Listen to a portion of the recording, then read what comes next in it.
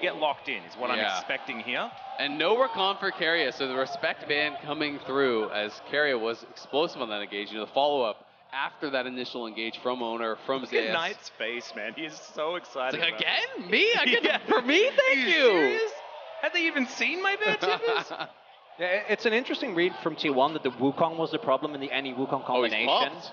As we are going through this very quickly. Ksnate, no surprise, but T1 actually going for the Jinx this time around has been a very successful pick. We've seen the fact that the range advantage you have into Aphelios can be a really big boon, particularly in how it allows you to set up team fights and how you're able to play much further back.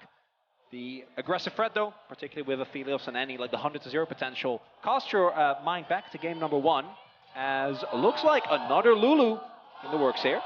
Yeah, and that is going to be the Aphelios-Lulu combination picked once again. Do they pick up a support here for Keria, or is it just going to be Nautilus, just to flex it around a whole bunch, much like they did in game number 1? I wasn't a huge fan of the pick into the Annie, but they are still going to go there, and there it is, Faker locking that one away. Yeah, it's interesting. It feels like a little bit of a salty run back almost. Yeah, I mean, I was about to say, like, I think as long as we don't go for the Nautilus, you can make the adjustments. I think the Braum ban here needs to 100% come through because, although I guess the Lulu's already locked in, so scratch that. Well, I mean, also, like, you can just change your jungler, and I feel like the whole dynamic of that draft does change, right? I don't think they have to go towards double marksman. If you have something like, you know, a little bit more aggressive that can dive, something along the lines of like a Viego even, who can help to follow up, who can help to actually get that first kill. Things could look really good. You know, getting that first kill with the burst for Jinx, for Viego, could be really, really big. Again, it is going to be the Rumble ban in Phase 2 here, as clearly are concerned about that. Yep. Just banning away these magic damage junglers there as well. Of course, the Maokai was the first ban by T1, so you go down that list just a little bit, and the Rumble is going to be there. Nidalee, of course, an option, but first ban going to be the Gragas here from T1, and their second one, we'll see what it is going to be here in the second round. Round this one out. Viego taken away. I like that ban. I do think Viego is really a good pairing with Annie as well. You know, I talked about the T1 side, but I do think anytime you have really high damage burst, pairing with Viego, so easy to get that first reset. Annie just full dumps all her damage into one target alongside that Viego. And I wonder what the angle for T1 is going to be here now, because the Kindred didn't really end up working out in game number 1. We saw how well JDG was able to deal with that. But you do really want to put Oner on something with aggressive threat here.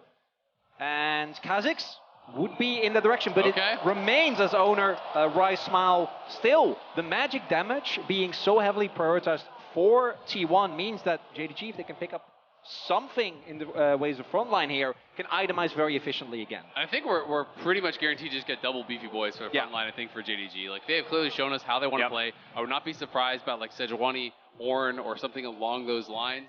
Or Ornn Sejuani, just or to Ornn mix it Sejuani, up. Spicy. Another take on the duo.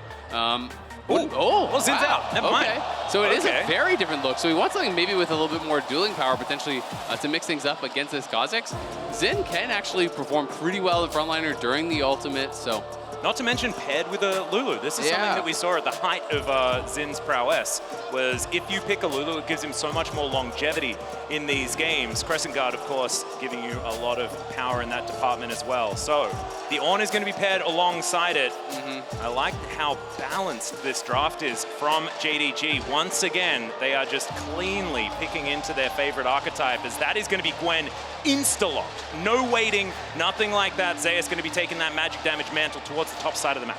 Yeah, instant snap up there also alleviates a lot of the issues that T1 have run into when it comes to damage types. I do agree with you. I think the composition from JDG, particularly in a meta that is centered around teamfight, it has great non-committal engage. If Annie's flashes up, you can go in aggressively, but the counter engage with Zin and Lulu specifically also is quite strong. And when I look at T1, outside of actually getting a Nautilus hook to someone, you're going to be very aligned on picks, right? Someone walking where they're not supposed to, or a flank from Gwen or Ksnate. But at the same time, you know, it's like for T1, if the engage goes well, Ruler could just be insta-dead. There are so many threats to actually dive into the backline this time. It is not the situation that we had in game number 1, where T1 had this Nautilus mid who's kind of on his own going in. They have the Ksnate to follow up on Keria. They have a Kha'Zix to none before this particular series. And as we hop onto Summoner's Rift, we'll see whether they can do it yet again.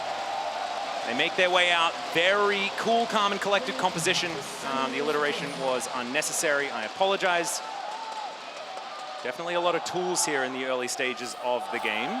I do also really like that Zeus is actually playing Ghost. You know, there is some benefit to playing towards the Ignite TP in this sort of style, but this is going to be about 5v5. It's not going to be about the 1v1, and the Ghost is so powerful in the 5v5, and even later on in the game, in those long lanes, can be really, really strong.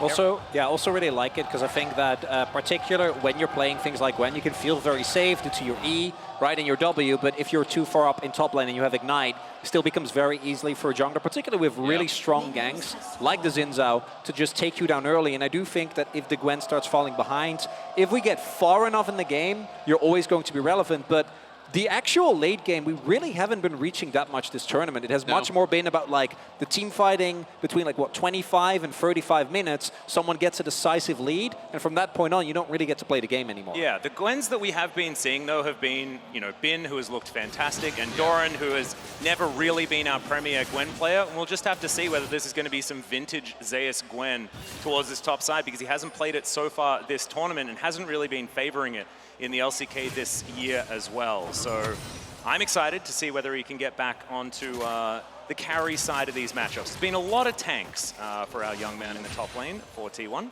Yeah, absolutely. For pretty much everyone in the top lane, besides Bin, it does feel like, as they're kind of sticking with that carry style. But it's going to be also really interesting to see if Team 1 do at all try to change things up, try to prioritize that early dragon, because JDG have been going towards that first dragon, feels like 5-6 minutes so far in this series, really trying to use that soul as a way to force team fights on their own terms here against Team 1.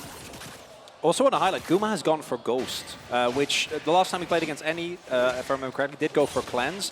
And you're also playing with a Nautilus. It's not like a Lulu, like Keria has been really, really good about his McKills usage. Not going to be the case here, which means a lot more agency for Knight. And as we saw in the last game, he knows how to use that very, very well. And I think in the early skirmishes and in the fights, if you can stay away from that backline dive, it's great, but does mean playing at a much higher risk. Yeah, it's way higher risk, higher reward here. You know, if you do get caught by that full AD combo, you're probably just toast. Oh yeah. If you're in range though, oftentimes you're dead a lot of the time anyway. So I like your optimism. Yeah, Jinx probably wanting to utilize the rockets as much as possible as we check out this bottom lane for a moment. A little bit of potential action, but not really much going to come from it. As of course, Missing and Ruler just trying to keep them at arm's length. And Keria, being in a melee champion at this point in time, is going to be a little bit of a worry as far as the harassment. And Oner is going to come down and try and turn the tides on this one. Potential dive being set up as they are going to try and rotate Faker down as well, as there is the hook. It is going to connect. Missing going down relatively low, finding the extra rocket after the zap. Not a lot of mana on Gumayusi there, as Keria is just going to glide away. The back is going to get stopped here as Gumayusi is going to get spotted out. So, nothing really going to happen. It was a nice little look to create some sort of action in this early game. Yeah, absolutely. And we'll see now, does Guma actually complete his base? You know, I kind of expect that he will. So he will go right back to base. So it's going to be about JDG just trying to pull shove this, trying to reset the wave, and Keria trying to deny. His mid lane feels much more even thus far than it did in the Nautilus matchup. One of the nice things about Ksnate in a matchup like this is that you actually have access to the range champions through the minion wave, right? Like Nautilus to actually look for any sort of engage has to step outside the minion wave. Ksnate with the Q3, you can be able to just flip in the ante, gives you some recourse in a matchup like this, and also helps you to poke off things like the first strike from time to time. As we know, Knight in that first game got about 300 gold during the laning phase purely from his first strike, which was a significant advantage. Certainly was. And also, after level 6 was hit, Knight was just playing 2v1 with Tibbers and Annie in that mid lane, and Faker does have the opportunity of dragging the Annie away from her bear. So Faker now just going to dash past Knight, as he is going to be able to get a little bit of damage back, but not really too much to worry about here for both of these mid laners thus far. And I wouldn't be surprised if it ends up being another very, very slow early game, really outside of Oner going in, right, at level 3 in the first game, trying to get an early lead. It's been relatively low pace, as Zeus is going to get some snips in, is sitting on a lot of gold here right now. So what you're saying is I can take a bit of a break for like 25 minutes and then come back for the team I'd say 15, because that's when Baron spawns. Exactly. So if you want to... Do you mind if I stick around? No matter what. Well, if you insist. Yeah, I don't really have anywhere to be or anything like that. I'm kind of happy with this. Okay. So, sure. If you want to. I'll just be here. I'm not all that necessary.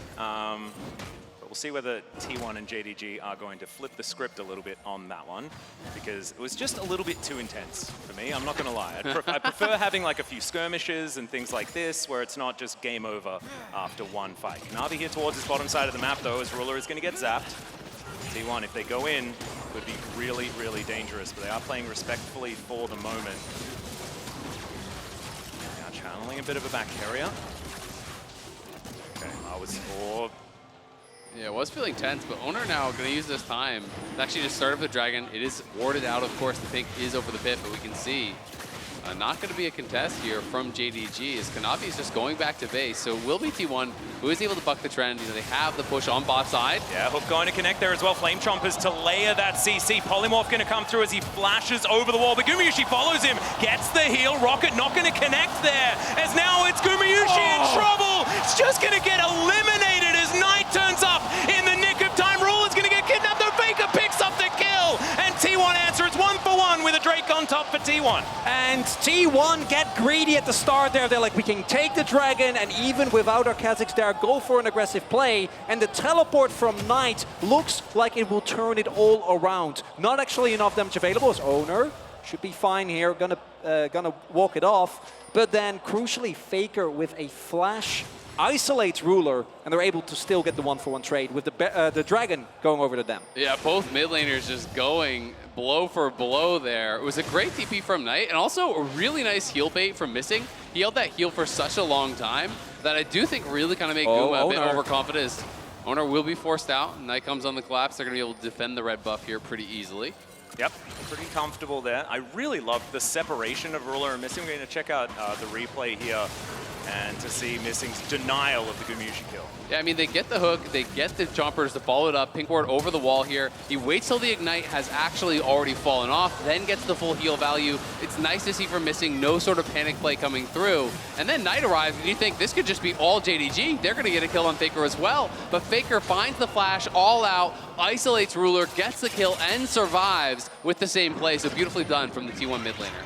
Absolutely amazing. Keria there with the hook for the follow-up as well. But as the dust settles, it's about 100 gold that is in it between these two squads, and it was both Gumayusi and Ruler that died. So not one AD carry getting a big advantage, having access to the minion wave alone. It's also both mid laners getting the kill, so we're keeping everything nice and even in the early game. A lot of balance, yeah.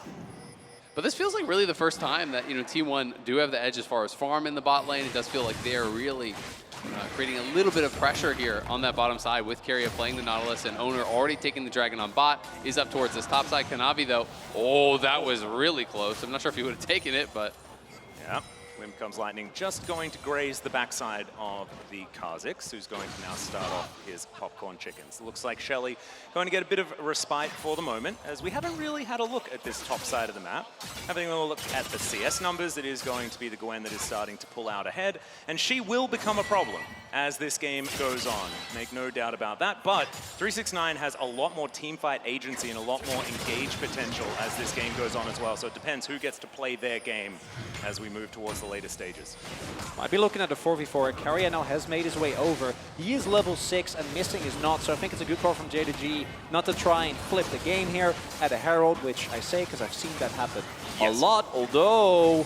Missing got 6 now. Did, yeah, dinked 6 off of the wave in mid. Still looking for an option to come on in here as the snip comes down from Zeus, but in goes Kanavi. Faker is going to go all out on top of him, though, as he's just fighting this 1v1 isolated. He steals it away, and the Ksnate is dead as well. Knockups everywhere. 369 doing everything that he wants in this moment, and Zeus finds the kill in the end, looks to try and get out. I have no idea how he survived in that moment. T1, though, they lose out on the Herald. JDG finding the fight. And crucially there, you see the value of a Lulu in these longer fights, right? With T1, the initial engage not clean enough. 369 buys so much time with the continuous knockups, and it means that if the T1 burst up front isn't enough to take someone down, particularly this early in the game where Gwen was still sitting a lot of golds, you're not going to win the longer fight. Well, they don't really have any easy targets. You can see Zeus, you know, up on this top side is winning out here, but 369 just flashes over the wall, rejoins with his team. You have Kanavi in the front line, but he has his ulti up. He gets wild growth, he gets shielded. You can't really turn on Knight because Knight was sitting on a stopwatch, so T1 can't burst him down either. And as you say, Maurice, as the second and third shields start to come through, You see it arriving there, delaying so much of the damage from T1. Knight has just been pounding them the entire time. That Super Mega Death Rocket had have landed, maybe it could have made some sort of difference, but it was a 1v1 there towards the bottom side of the map. Ruler just making sure Gumayusi no ability to actually roam up there, and it is going to be Rift Herald secured. So JDG can now utilize that to get even further of an early game advantage. And you have to be concerned about where those kills went. You know, Knight getting another kill now, had an incredible Annie game in game number 1, and is going to be off to the races here a little bit once again in game number 2. I'm going to be interested to see where he goes with the build, though. Is he going to be going Rocket Belt in this one? We did see Looks a Rocket like it, Belt. yeah. Yeah. Faker's first game, I think, was Rocket Belt Annie. Yeah, particularly with Guma having no plans, I think getting on top What's of the him is really backline big. access? Do want to highlight the... Ooh, Okay. Faker. Faker taking a bit of damage from Kanavi here, but Kanavi just going to give him some auto attacks and then move away. Yeah, one highlight, Zeus hitting his Riftmaker is really big. I think that Gwen doesn't really work as a champion until you get Riftmaker. The moment you can start stacking that together with your Conqueror on every single ultimate, you're going to become way stronger. Might have a collapse on him here, though. Potentially, he's just trying to get some shellfish here in the river, but it is dangerous. Knight going to move in, the bear comes down. The Gwen just dashes out of the way, puts up the mist, but is it going to be enough? Zeus is going to get knocked up into the air, not immune enough. And now Faker's going to come in, look to see what he can get done here as the flash forward. Hook is going to connect as well as Kanavi will be taken down in trade. Top laner for jungler for now. And T1, they do manage to answer. They get the Drake as well. Yeah, it's important for T1 because they already took the objective. They're able to answer the trade there also. Up 2 dragons to 0 here, even in gold. T1 really looking good in this third game here. Ooh, Faker is going to pull back, missing. The hook is going to connect as well, trying to keep Knight busy as he goes all out. Missing, ulted himself and will be able to flash away. The Incinerate's fantastic, but another Q is going to connect. Knight will flash away this time. Oh man, JDG limping out of that moment. Yeah, big here for T1. They force the summoners, right? JDG, they do get away with their lives, but the trade, when we look at T1 able to trade back a kill and putting themselves at 2 Drakes this early on when it's a Mountain Soul on the cards is big. It starts off with JDG looking to trade cross map as they know that T1 is doing Dragon. Yeah, exactly. They know that they're doing the Dragon, but it takes them so long to get the kill. You can see the T1 members were rushing up from that Dragon trying to support Zeus. So yes, he does go down, but only as Faker arrives here. The cross map ult coming through from Gumayusi, the ulti and the hook following up there from Keria. Oner gets in, and T1 are able to trade one back after taking the objective. And you said it, 2 dragons to 0, Mountain Soul on the cards. T1 definitely going to be wanting to try to get towards that. Absolutely. Opportunity for JDG if they can turn this game around to stack up 4 of them, which is a terrifying prospect as well. Very high value dragon in the mountain. But that is down the line a little bit, 3 minutes on that next Drake. Soul Point available for T1. They can keep hold of things. And it was, in fact, the Rocket Belt, so interesting build here from Knight. You know, definitely not something that we see in NA as much, and we saw him go for Leandri's last time when there was multiple frontliners. This time, there's a lot more squishy members, so 5-pan passive. Oh, missing, not going to get hit by that one, but the ulti's going to be there. Nice. Super Mega Death Rocket is exactly that, and Gumayusi says, thank you so much, gets a bit excited while he farms up these minions. That was perfectly done, setting up Guma for the kill there. Yes, Keria predicts left on the hook, but it didn't matter. Ruler looking for an opportunity here as Keria is just trying to be the bodyguard. Gumayusi wants to use that range, but Ruler will not be deterred. T1 not going to be able to find that as we are going to find the Q into this mid lane. Knight pulled back there as well as Faker dealing with this bear now as well, but Zeus is wrapping around. Faker relatively low as he flashes forward, doesn't find the Q though as the all-out comes down. Faker's gonna have to get out of this one. Tibbs is being frustrating as well as Knight will just recall. Great sidestep there from Knight, and defensively on the bot side, the chompers from Guma really denied the follow-up. That was huge. As those chompers placed between Kanavi and him, Ruler couldn't really go forward because there's no angle for Kanavi to keep on the fight. I also think that Keria was able to hook Kanavi out of his dash. So as a result, don't actually get on top of Guma. No trade opportunity. Faker there, though, getting way over eager with the flash forward. Doesn't have the damage. If Zeus is a little closer, then that might work out. Not going to be the case this time around. And second Herald about to comp, and wouldn't be surprised if we see a full-on 5v5er, although Knight's still in bot and doesn't have his TP available. Yeah, so I don't think JDG are actually going to contest for it. You know, it has been largely T1 that have been making the better plays around Herald throughout this series. But this time, they're kind of getting the best of both worlds. If they're able to grab this Herald, they have their dragons as well, so they're going to be really sitting in a pretty good spot. Gold slightly in the favor of JDG. But it is Gumayusi who has the advantage, and it really has been about which marksman can get the most ahead, which marksman can have that big effect in the 5v5. And there are about 10 wards here for Knight to pick up. And man, this is looking like just money everywhere here for Knight, who clears up all of them. So much value, basically a minion wave in that tri-brush.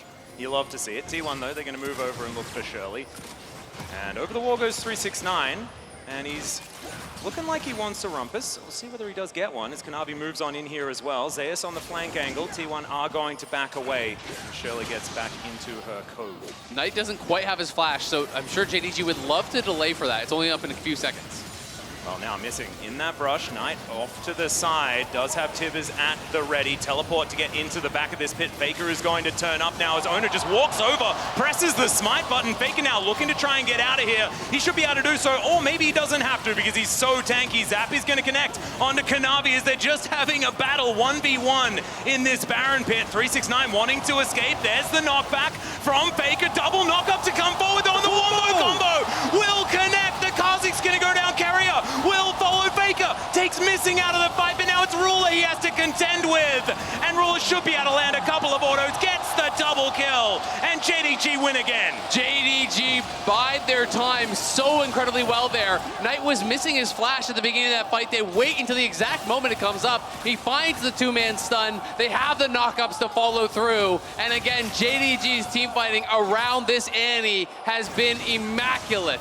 And although T1 is able to pick up the Herald, look at what JDG is getting. Immediately afterwards, they win the fight and they get the first Drake come through here. Mountain Drake gonna be picked up for them. And it's all about the flash. Again, JDG don't want to hard commit to the fight until that is available here. Yes, Oner is able to get in, get that smite. They do secure the Herald for themselves. Faker eventually was able to pick that up. But in the meanwhile, the timer is ticking. Just now, the flash is available for Knight. He comes around, he steps forward into the speed shrine, and he's going to find an angle here onto multiple members on the T1 side. And we see Ruler able to kill force away, and then the moment that combo comes through, look at this. They don't even need the second activation.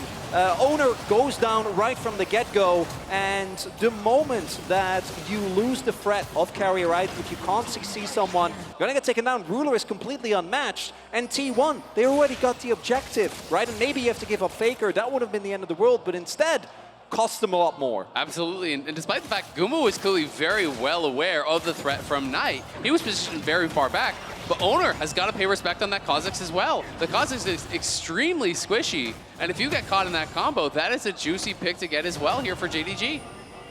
Coach Ohm looking pretty happy with how this whole situation has gone. Of course, his entire career as a coach has had Faker standing in the way at quite a few moments. So, very interesting seeing how he's going to feel after this game.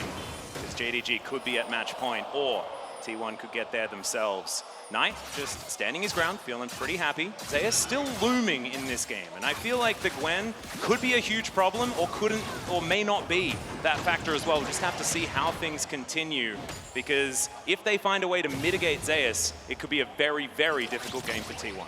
And I do think as a lot of how the fights have gone, comes down to Knight, right? Because if you are able to catch the Gwen, either in the Shroud, which if Knight is in there and you can hunt it to zero the Gwen, you're going to be completely fine, or just zone them away, force very aggressive Shrouds just to walk up. A lot of the impact of the Gwen is going to get gone. I think the main thing here, though, is that unlike, for example, game number 1, neither team has been able to decisively get map control, and that means that for specifically champions like the Kha'Zix and the Gwen, there is still space to operate, there is still space to try and get around and get on top of Ruler. Because I do agree, once we get past like 2-3 item marks for this Gwen, if Zeus ever gets on top of Ruler, even with a Lulu, he might be in deep trouble. Yeah, absolutely. Speaking of deep trouble, this turret is in exactly that. Is now Kanavi off to the side, possibly going to get caught out. Avoids the zap, but like you say, Knight is looming off to the backside. The dredge line not going to connect. He throws down the bear, but it's not exactly onto the priority target, and the flame chompers are going to catch him. Knight will fall to the super mega death rocket, but Tibbers will get very, very mad. Can Ruler find this his teamfight is the question, but he can't really get too many of these autos as Faker is dashing absolutely everywhere. Finds the knockback with the Q, and Gumayusi will take down Kanavi. There is one kill there for missing, but Ruler sidestepping. He wants to, but it's going to be the shutdown, and Gumayusi will find it in the teamfight. JDG keeping 2 alive though, so I think this game will continue. Bellow's Breath is good to mitigate the CC. Keria barely stays alive, and T1 find a win this time around though. JDG not routed, still able to hold on. Yeah, and critically able to get some back. Otherwise, that could have been a Baron angle there. That was 20 minutes on the cards there. Yeah, that's a Nexus angle right there. As we can see this one more time, but Knight doesn't have flash this time, and that is the critical difference. It's a great sidestep, but he knows there's no choice but to just drop the hammer here. Has to pop down Tibbers, does go into the stasis, but Zeus is threatening on the other side. So they can't actually just full commit with Reckless Abandon. If everyone goes forward and leaves Ruler alone with Zeus, that is not going to go well. So the Chompers come down and they finish up that first kill. And like in the previous play, think that T1 could have just left Faker out, right? In this play, maybe you just let Knight, the moment he gets spotted, 2 people mark him immediately, let it go, because now you try to salvage the play, and you only end up falling further behind. And crucially, Guma gets a big shutdown there, and now getting very far along towards that third item. Yeah, already has the LDR, working towards a Hurricane here. You know, nearly a full item up on Ruler, and that is massive at this point. And Knight really taking a pretty big pit stop in his build. He's going for a full Morelos here, which I don't love. I mean, it's really just Zeus who's going to have much healing on the other side. Yes, it does have Spell Pen on it, so there's like a little bit of something there, but I just don't think it's the play. There's so many other items that I feel like would be way more effective. Yeah, not my favorite either, unless he is going to turn it into a Shadow Flame instead, just keep the Oblivion Orb. Maybe that's an angle there, but we'll see what does actually happen. As Kanavi moving on up, and Oner off to the side, looking for that flank angle. Zeus here as well. Faker just standing in the front line. And dives forward, doesn't get that Q. Optimistic one there onto Ruler and missing, and they will be able to sidestep it. Now Keria is the one looming in the fog of war. Remember, there's no flash on Guma now, and Knight has his flash back, so... Well, Hex Flash gonna come forward. He finds Knight in the backline, gets the knock up onto Ruler, but Ruler is gonna be safe for now. The Ram is going to come down. Kanavi gets into that backline as Gumayusi is just trying to kill him. He does manage to take him down, and it's a double for the Jinx. The Sap's gonna make it a triple, and T1, they wipe them again, and is it just over? I don't think they can end this time. We'll see. They're gonna be going mid. It's not double marksman, so it could be tough here, but at the very least, they will get the inhibitor. And the CC chain on Knight was so critical. Knight used his flash, didn't even get his Tibbers off there as T100 is 0, and I think it's over. It's over. Again, Keria finds an engage, and it goes from teamfight victory to destroyed Nexus. 2 games in a row. Faker, he's going to execute himself to the turret, but he's not needed for the Nexus damage. And once again, this time about 30 seconds earlier, it's teamfight and done. I'm speechless. This is a T1 that, as good as they have been in the regular split, relied exclusively on early game snowballing, right? It was Gen G, the team that hang back and relies on their team fighting power. And T1, after what I think was a really heartbreaking loss for them in the finals against Gen G, completely unexpected, clearly have turned over a new leaf because they have gone all in on team fighting, and it's working for them. I mean, they played out that last team fight so incredibly well. You know, I did think going into it, you know, looking at the situation, there's no sums on both the ADs, but Knight has flash, he has his rocket belt. I thought that was going to give JD the edge, but Guma played so far back, was always hitting frontline without ever being in range of Knight, and then as Knight starts to move forward, everyone from T1 just goes in on this guy. They CC him up, they burst him down before he can even get his ult off. And Knight was a complete non-factor, and that was the difference maker in that final fight. T1 just crushed through. Not only did they dominate, they end the game. And I want to highlight something. Keria has played so many different things, but deep in his heart, he just wants to play Nautilus and hook people. Yep. And that final fight was a perfect example. It's exactly what he did. Hats off as well to Bengi and the coaching staff back there as well, identifying that they can get that Annie first pick, and then if they've got a response, if they've got an answer, then maybe just switching over to the Jinx side of the matchup is the way to make that one work. Utilize that range and find those opportunities. But man, do or die now for JDG towards this upper side of the bracket. Of course, they're not out of the tournament, which is absolutely fantastic. But man, I really hope that we get 5 in this one. So we're going to need JDG to come back, and if the analyst desk could make that one happen,